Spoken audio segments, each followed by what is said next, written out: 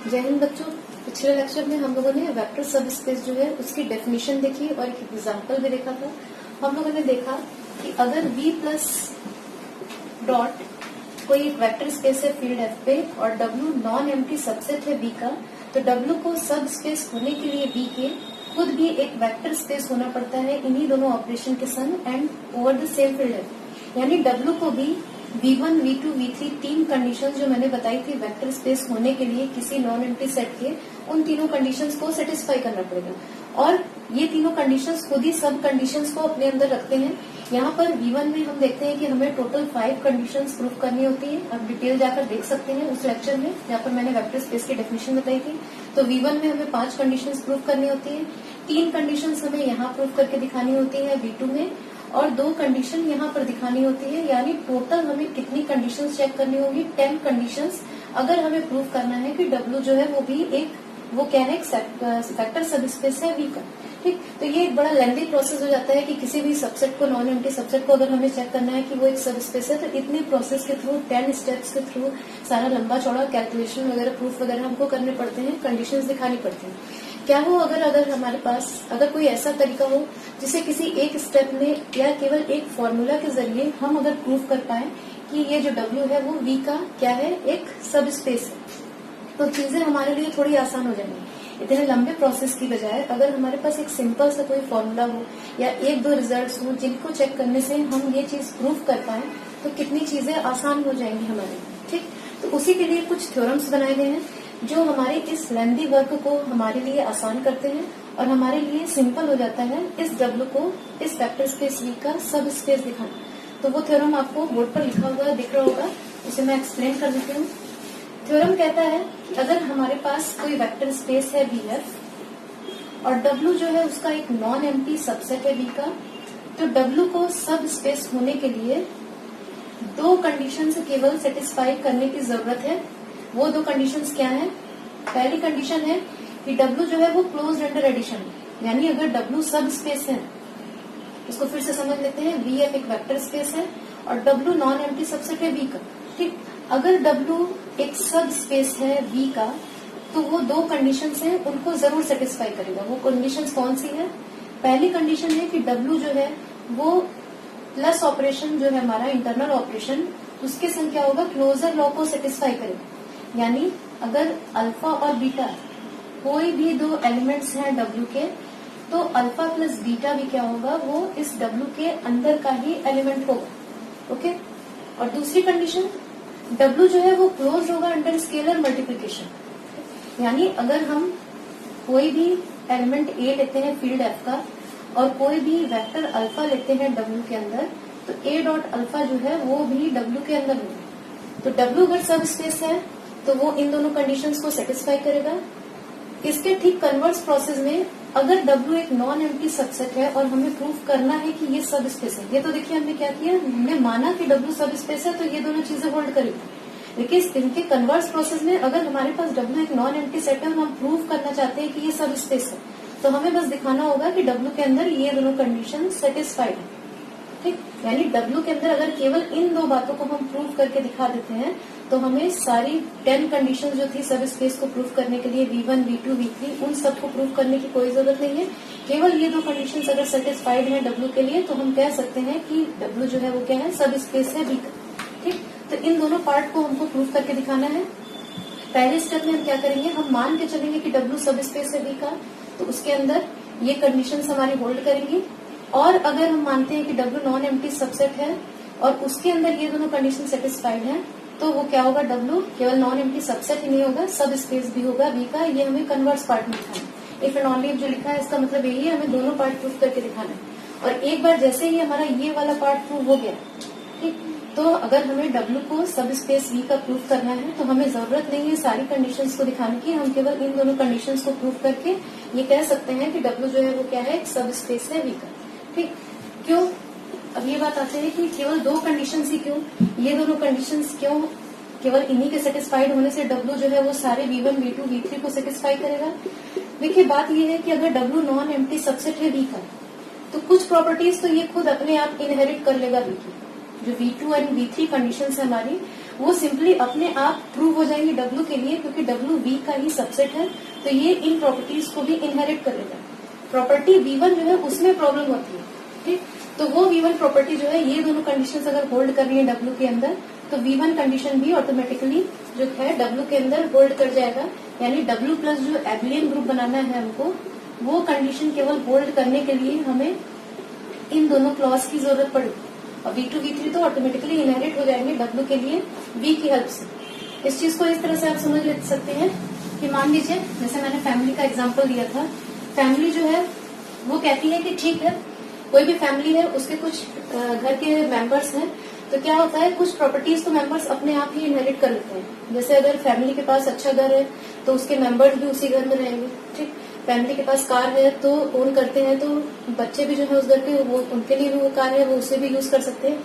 लेकिन अगर फैमिली कह देती है कि नहीं, आप कुछ प्रॉपर्टीज और हैं, आप दो प्रॉपर्टीज है कि हाँ आप धर्म का पालन करिए, आप दयालु बनिए, ये 2-3 कंडीशंस आप सेटिस्फाई करते हैं तो आप हमारे फैमिली के मेंबर कहे जाएंगे। बाकी कंडीशंस तो ऑटोमेटिकली आप इनहेरिट कर लेते हैं, ठीक। लेकिन जो मेन कंडीशंस है वो आप हमारी फॉलो करिए, तब आप हमारी फैमिली के कहे जाएंगे। अब उन कंडीशंस को अगर कोई मेंबर नहीं सेटिस्फाई करता, जैसे मान लीजिए वो अधर्म करता है, चोरी करता है, गलत संगत में पड़ता है, तब वो मेंबर उसको नहीं अपने फैमिली मेंबर की तरह एक्सेप्ट करेंगे। सेम उस चीज को अगर हम इस वे में समझना चाहें तो W जो है उसको V का सब स्पेस बनने के लिए V2 और V3 कंडीशंस तो अपने आप उसके पास इनहेरिट हो जा रही हैं V की हेल्प से, लेकिन कुछ कंडीशंस जो हैं उसको सेटिस्फाई करनी पड़ेंगी। उसके लिए रिस्ट्रिक्शन है कि वो सेटिस्फाई करेगा तभी V1 कंडीशन सेटिस्फाई होगी। V1 कंडीशन केवल इस वजह से सेटिस्फाइड नहीं होगी W के लिए कि वो उसका सबसेट है, उसको खुद अपने आप इस नियम को फॉलो करना पड़ेगा। जैसे किसी फैमिली मेंबर की कुछ प्रॉपर्टीज अपने आप फॉलो हो जाती हैं, उसका रिच होना, उसके घर कार होना, सब सुख सुविधाएं होना, लेकिन उसके नेचर स्वभाव को अच्छा होना ये केवल इस वजह से उसके अंदर नहीं आएगा क्योंकि वो उस फैमिली का मेंबर है, ठीक। केवल इस वजह से नहीं आएगा, उसके अपने गुणों के कारण वो एक अच्छा इंसान बनेगा या अच्छा चरित्र होगा, तभी वो उस फैमिली का मेंबर कहा जाएगा। इसी तरह W जो है वो V2 V3 कंडीशंस को तो इस वजह से सेटिस्फाई करेगा क्योंकि ये इसका मेंबर है, लेकिन V1 को सेटिस्फाई करने के लिए इसको अपने आप में भी कुछ कंडीशंस को सेटिस्फाई करेंगे, और वो है closure law for addition, closure law for addition and closure law for internal operation and closure law for scalar multiplication. तभी ये तीनों कंडीशंस V के लिए भी सेटिस्फाइड होंगे। तो चलिए थ्योरम का प्रूफ देख लेते हैं। बहुत इसको रिलेट कर लिया हम लोगों ने डेली लाइफ के एग्जांपल से, वो जस्ट फॉर फन था, अंडरस्टैंडिंग को थोड़ा सा और क्लियर करने के लिए। बेसिकली तो आपको एग्जाम में थ्योरम के स्टेप्स ही लिखने हैं, ठीक। तो देखते हैं पहले पार्ट में हम क्या करेंगे, if and only if condition है। तो पहले पार्ट में हम लोगों ने मान लिया कि W इज ए सब स्पेस ऑफ V। ये हमने मान लिया कि चलो भाई W जो है वो V का सब स्पेस है। प्रूफ क्या करना है, हमें प्रूफ करने हैं दोनों कंडीशंस, यानी हमें दिखाना है कि अल्फा बीटा अगर हमारा W के अंदर है तो अल्फा प्लस बीटा भी W के अंदर होगा, ठीक। और दिखाना है कि कोई भी स्केलर लेते हैं हम और कोई भी वेक्टर लेते हैं W का, तो उनका स्केलर मल्टीप्लिकेशन भी W के अंदर होगा। ये हमें प्रूफ करके दिखाना है। जैसे ही हम लोगों ने माना कि W एक सब स्पेस है V का, तो ऑटोमेटिकली क्या हो गया, V1 कंडीशन से हमारा W जो है वो इस इंटरनल ऑपरेशन प्लस के संग एक एबिलियन ग्रुप बन गया। ये कंडीशन ही है V1 कंडीशन वेक्टर स्पेस बनने के लिए, क्योंकि ये W अगर सब स्पेस है V का, then W is itself a vector space. अगर ये सब स्पेस है तो ये खुद भी एक वेक्टर स्पेस होगा by definition of vector space, ठीक। अब W अगर खुद वेक्टर स्पेस है तो V1 कंडीशन से ये प्लस ऑपरेशन के संग एक एबिलियन ग्रुप बनाएगा, और एबिलियन ग्रुप का पहला ही कंडीशन है कि क्लोजर लॉ एडिशन के लिए होल्ड कर जाएगा, यानी कोई भी अल्फा और बीटा अगर हम W के अंदर लेते हैं तो अल्फा प्लस बीटा भी कहाँ हो जाएगा हमारा, वो W के अंदर ही हो जाएगा, ठीक। तो एक कंडीशन तो हमारे यहाँ प्रूफ, ठीक, प्रूफ, ये कंडीशन 1 प्रूफ। अब आते हैं, अगर W एक सब स्पेस है V का, तो बाय डेफिनेशन ये खुद भी एक वेक्टर स्पेस होगा सेम फील्ड पे, तो ये V1, V2, V3 कंडीशंस को सेटिस्फाई करेगा। यानी V2 के हिसाब से W जो है वो इस एक्सटर्नल ऑपरेशन जिसे स्केलर मल्टीप्लिकेशन कहते हैं उसके रेस्पेक्ट में एक सेमी ग्रुप होगा, is a semi group with respect to identity, ठीक। ये हमारा V2 कंडीशन है, तो W इस कंडीशन को सेटिस्फाई करेगा, being a vector space. Okay, तो इसका ही पहला ही कंडीशन है कि W को जो है वो डॉट के रेस्पेक्ट में क्लोजर लॉ को सेटिस्फाई करना होगा। यानी अगर कोई भी एलिमेंट हम फील्ड का लेते हैं और कोई भी एक वेक्टर लेते हैं W में, तो A डॉट अल्फा भी W के अंदर होना चाहिए, और इससे हमारा सेकंड कंडीशन भी प्रूव हो गया। यानी अगर W सब स्पेस से लिखा तो ये दोनों कंडीशन भी सेटिस्फाई होंगी W के अंदर। ठीक, तो ये आधा रिजल्ट जो है हमारा वो प्रूव हो गया। अब नेक्स्ट पार्ट में क्या चलेंगे, कन्वर्स। हम मान के चलेंगे कि W एक नॉन एम्प्टी सबसेट है V का, जिसके अंदर ये दो कंडीशंस होल्ड करेंगे, और हमें प्रूव करना होगा कि W एक सब स्पेस है। ठीक, सेकंड केस में हम मान के चलेंगे कन्वर्सली हम लोगों ने क्या माना कि W is a non empty subset of V in which the given conditions 1 and 2 are satisfied। Closure law addition and scalar multiplication के लिए W के अंदर होल्ड कर रहे हैं। अब हमें प्रूफ क्या करना है, टू प्रूव हमें ये करना है कि W इज ए सब स्पेस ऑफ V। ठीक, अब अगर हमें W को सब स्पेस ऑफ V प्रूव करना है तो उसके लिए हमें प्रूव करना होगा कि W is a vector space over field F, और उन्हीं ऑपरेशंस के संग प्लस एंड डॉट जिसके संग V एक वेक्टर स्पेस है, with respect to operations plus and dot जो कि V के ऑपरेशंस थे। ठीक, यानी W सब स्पेस प्रूव करने के लिए हमें ये प्रूव करना है, और ये प्रूव करने के लिए हमें क्या दिखाना होगा कि W जो है वो V1, V2, V3 कंडीशन जो है वेक्टर स्पेस होने के लिए उन तीनों को सेटिस्फाई करेगा। ठीक, तो हम देखेंगे कि V2 और V3 कंडीशंस तो ऑटोमेटिकली इनहेरिट हो जाएंगी, इसके अंदर होल्ड करेंगे W के अंदर भी, क्योंकि W V का नॉन एम्प्टी सबसेट है और V के अंदर ये कंडीशंस होल्ड कर रही है, तो वो W के लिए भी होल्ड करेंगे। कंडीशन V1 ही हमें मेनली प्रूव करके दिखाना है। ठीक, तो उसके लिए चलते हैं। V1 कंडीशन के लिए मान लिया हम लोगों ने कि अल्फा और बीटा दो एलिमेंट हैं W के अंदर। ठीक, V1 कंडीशन में हमें एक्चुअली प्रूव क्या करना है, V1 कंडीशन में हमें दिखाना है कि W प्लस जो है वो क्या है, एक सब ग्रुप है, इज एन एबिलियन ग्रुप। हमें प्रूव करना है is an abelian group. Definition जो थी हमारी वेक्टर स्पेस की, उसके हिसाब से हमें V1 में प्रूव करना है कि W plus is an abelian group. ठीक, अगर हम किसी तरह प्रूव कर दें कि W प्लस इज ए सब ग्रुप ऑफ V प्लस, अगर हम ये प्रूव करके दिखा दें कि W प्लस जो है वो V प्लस का एक सब ग्रुप है, और V क्या है हमारा, एक V प्लस क्या होता है, ये खुद एक एबिलियन ग्रुप है, और हर एबिलियन ग्रुप का सब ग्रुप भी एबिलियन होता है। हम जानते हैं हर एबिलियन ग्रुप का सब ग्रुप भी एबिलियन होता है, तो जैसे ही W प्लस इसका सब ग्रुप हुआ तो W प्लस भी क्या हो गया, एक एबिलियन ग्रुप हो गया। ठीक है, तो हमें एक्चुअली प्रूव करके क्या दिखाना है, V1 कंडीशन के लिए हम लोग को दिखाना है कि W प्लस जो है वो एक सब ग्रुप है V प्लस का।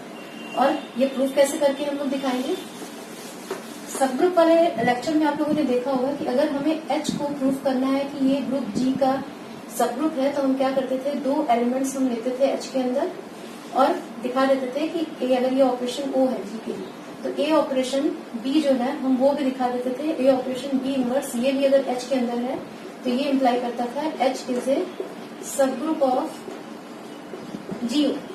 ठीक, और यहाँ पर हमको क्या दिखाना है, हमको W प्लस को दिखाना है कि V प्लस का एक सब ग्रुप है। तो उसके लिए हम क्या करेंगे, दो कोई भी वेक्टर्स अल्फा बीटा W के अंदर लेंगे और हम प्रूव कर देंगे कि अल्फा ये ऑपरेशन O की जगह आ जाएगा हमारा operation plus, and beta inverse, B inverse यानी बीटा इनवर्स, और बीटा का एडिटिव इनवर्स हम जानते हैं माइनस बीटा, यानी अल्फा माइनस बीटा ये भी W के अंदर है। अगर हम ये किसी तरह प्रूव कर देते हैं तो सब ग्रुप की डेफिनेशन से ये हमारा W जो है W प्लस वो क्या हो जाएगा, V प्लस का एक सब ग्रुप हो जाएगा, और V प्लस खुद एक एबिलियन ग्रुप है तो उसका सब ग्रुप भी एक एबिलियन ग्रुप होगा, यानी W प्लस भी एक एबिलियन ग्रुप हो जाएगा। ठीक, और V1 कंडीशन हमारी होल्ड कर जाएगी। तो हमें मेनली ये पार्ट प्रूव करके दिखाना है। ठीक, तो चलिए इसको प्रूव करके देख लेते हैं। दो हम लोगों ने वेक्टर्स लिए अल्फा एंड बीटा, दो वेक्टर्स हम लोगों ने लिए अल्फा एंड बीटा W के अंदर। ठीक, अब W जो है हमारा फील्ड F हम लोग फील्ड लेके चल रहे हैं, वेक्टर स्पेस V जो है वो फील्ड F के ऊपर वेक्टर स्पेस बना रहा है। तो फील्ड में आइडेंटिटी एलिमेंट हमारे पास जरूर होता है, वन मान लिया आइडेंटिटी एलिमेंट है फील्ड का। ठीक, तो इसका इनवर्स एलिमेंट जो है वो भी क्या होगा, F के अंदर जरूर होगा। ठीक, क्योंकि फील्ड जो है उसमें हर एलिमेंट का एडिटिव इनवर्स भी उसके अंदर होता है। तो अगर वन आइडेंटिटी एलिमेंट है फील्ड के अंदर विथ रेस्पेक्ट टू मल्टीप्लीकेशन, अब फील्ड के लेक्चर में ये जाके देख सकते हैं, तो उसका एडिटिव इनवर्स भी इसके अंदर जरूर है। ठीक, अब -1 अगर फील्ड एफ के अंदर है तो बीटा इंटू -1, ठीक, ये हमारा क्या होगा, ये हमारा, इसको हम लिख सकते हैं इस तरह, -1 इंटू बीटा, ये हमारा कहाँ पड़ जाएगा, ये भी डब्ल्यू के अंदर जाएगा। क्यों, कंडीशन 2 को रिकॉल करिए जो हमारी डब्ल्यू के अंदर सेटिस्फाइड है कि कोई भी एलिमेंट ए लेते हैं फील्ड का और कोई भी एलिमेंट लेते हैं डब्ल्यू का, तो उनका प्रोडक्ट जो होता है वो डब्ल्यू के अंदर होता है। ये हमारा डब्ल्यू के अंदर सेटिस्फाइड कंडीशन है। तो यहाँ पर हम ए की जगह -1 ले रहे हैं, अल्फा की जगह बीटा ले रहे हैं, जो कि डब्ल्यू के अंदर का ही एलिमेंट था। तो -1 इंटू बीटा जो है वो भी हमारा डब्ल्यू के अंदर होगा। ठीक, यानी हमारे पास ये इम्प्लाई करता है minus beta is in W. Alpha W में था, बीटा डब्ल्यू में था, और 1 अगर एफ के अंदर लिया, -1 एफ के अंदर हुआ, तो देख रहे हैं माइनस बीटा भी डब्ल्यू के अंदर हो जा रहा है। यानी इन दोनों को मिलाकर हम लिख सकते हैं कि अल्फा और बीटा अगर डब्ल्यू के अंदर हैं तो अल्फा एंड माइनस बीटा भी डब्ल्यू के अंदर होंगे, और अल्फा एंड माइनस बीटा अगर डब्ल्यू के अंदर है तो कंडीशन 1 से अल्फा प्लस माइनस बीटा भी डब्ल्यू के अंदर होगा।